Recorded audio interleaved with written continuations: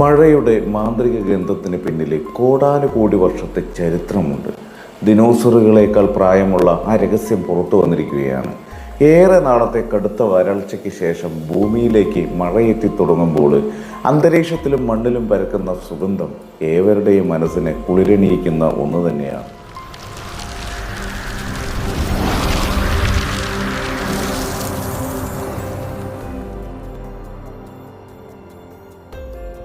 ഈ മാന്ത്രിക ഗന്ധം ആസ്വദിക്കാത്തവരായിട്ട് ആരും തന്നെ ഉണ്ടാവില്ല എന്ന് വേണം പറയാൻ. പ്രകൃതിയുടെ ഈ സവിശേഷ സൗന്ദര്യത്തിന് പിന്നിൽ കോടാനുകോടി വർഷങ്ങളുടെ പഴക്കമുള്ള ഒരു വിസ്മയകരമായിട്ടുള്ള ചരിത്രമാണുള്ളത്. മഴ പെയ്യുമ്പോൾ ഉണ്ടാകുന്ന മണ്ണിൻ്റെ ഈ ഒരു പ്രത്യേക ഗന്ധത്തിന് ശാസ്ത്രീയമായിട്ട് പെട്രിക്കോർ എന്നാണ് പേരിട്ടിരിക്കുന്നത്. ജിയോസ്മിൻ എന്ന രാസപദാർത്ഥമാണ് ഈ സുഗന്ധത്തിന് പ്രധാനപ്പെട്ട ഒരു കാരണമെന്ന് പറയുന്നത്. മണ്ണിൽ വസിക്കുന്ന പ്രത്യേകതരം സൂക്ഷ്മാണുക്കളാണ് ഈ രാസവസ്തു ഉൽപ്പാദിപ്പിക്കുന്നത് എന്നും വളരെ ശ്രദ്ധേയമായിട്ടുള്ളൊരു കാര്യമാണ്. ഏതാണ്ട് ഭൂമിയിൽ ദിനോസറുകൾ പ്രത്യക്ഷപ്പെടുന്നതിന് വർഷങ്ങൾക്ക് മുൻപ് തന്നെ ഈ ബാക്ടീരിയകൾ ഇവിടെ ഉണ്ടായിരുന്നു എന്നാണ് കണക്കാക്കപ്പെടുന്നത്.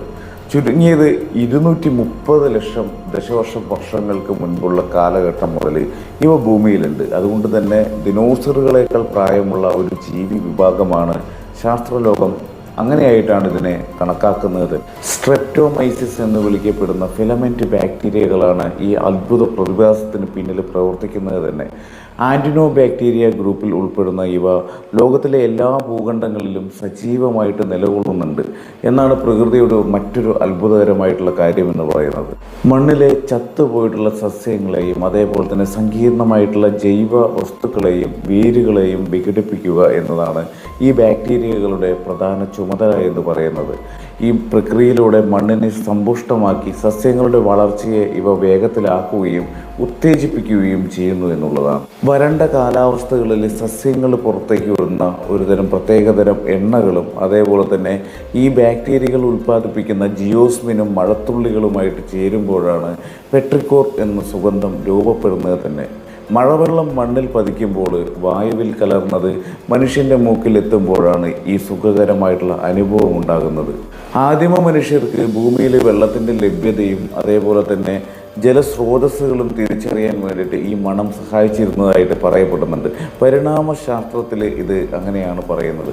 ചില പ്രാണികൾക്കും ജന്തുജാലങ്ങൾക്കും മുട്ടയിടാൻ അനുയോജ്യമായിട്ടുള്ള സമയം എത്തിയതിൻ്റെ പാരിസ്ഥിതിക സൂചന കൂടിയാണിത്. ഓസ്ട്രേലിയൻ ഗവേഷകരായിട്ടുള്ള ഇസബൽ ജോയി ബെയറും അതേപോലെ തന്നെ റിച്ചാർഡ് ജി തോമസും ചേർന്ന് 1964 പുതുമഴയുടെ ഈ ഒരു സുഗന്ധത്തിന് പെട്രിക്കോർ എന്ന പേര് നൽകിയത് തന്നെ. പൊതുവെ ബാക്ടീരിയകൾ രോഗങ്ങളുമായിട്ട് ബന്ധപ്പെട്ടിരിക്കുമ്പോൾ ഭൂമിക്ക് സുഗന്ധം നൽകി പ്രകൃതിയെ ഹരിതാപമാക്കുന്നതിൽ സ്ട്രെപ്റ്റോമൈസിസ് വലിയ പങ്ക് വഹിക്കുന്നുണ്ട്. ആധുനിക വൈദ്യശാസ്ത്ര രംഗത്തും ഈ പ്രാചീന ബാക്ടീരിയ നിർണായകമായിട്ടുള്ള ഒരു സ്വാധീനം ചെലുത്തുന്നുണ്ട്. നമ്മൾ ഉപയോഗിക്കുന്ന നിരവധി ആൻറ്റിബയോട്ടിക്കുകൾ അത് ഉൽപ്പാദിപ്പിക്കുന്നത് ഇവയാണ്. ആൻറ്റിബയോട്ടിക്കുകളെ പ്രതിരോധിക്കുന്ന പുതിയ സൂക്ഷ്മാണുക്കളെ ചെറുക്കാനുള്ള മരുന്നുകൾ നിർമ്മിക്കുന്നതിനായിട്ടുള്ള ഗവേഷണങ്ങളിൽ ഈ ബാക്ടീരിയകൾ ഇപ്പോൾ വലിയ പ്രതീക്ഷയാണ് നൽകുന്നത്.